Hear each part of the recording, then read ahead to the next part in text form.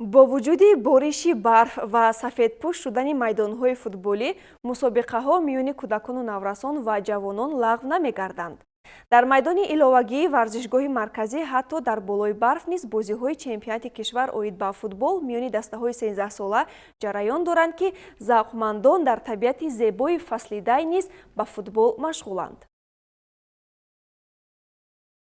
дар тоҷикистони азиз фасли сармо ҳукмфармост.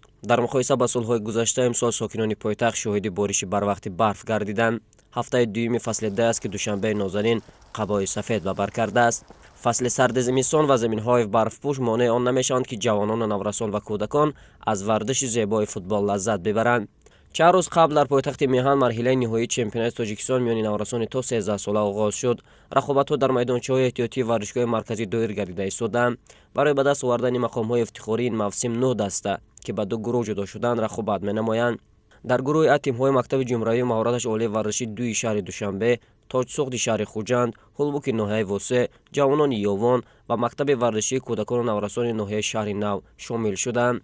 дар гурӯҳи Б бошад дастаҳои зарбдори Исфара, Бешкенти ноҳияи Носири Хусрав, клуби маркази варзиш ва артиши Душанбе ва мактаби ҷумҳуравии маҳораташ олии варзишӣ аз шаҳри Душанбе барои касби унвони қаҳрамонӣ мубориза мебаранд.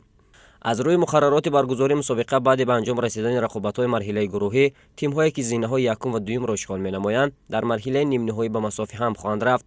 ғолибони ин ду ҷуфти даври нимниҳоӣ барои касби унвони қаҳрамонӣ бозӣ мекунанду тимҳои шикастхӯрда барои ба даст овардани медали биринҷӣ андари майдони рақобат хоҳанд шуд.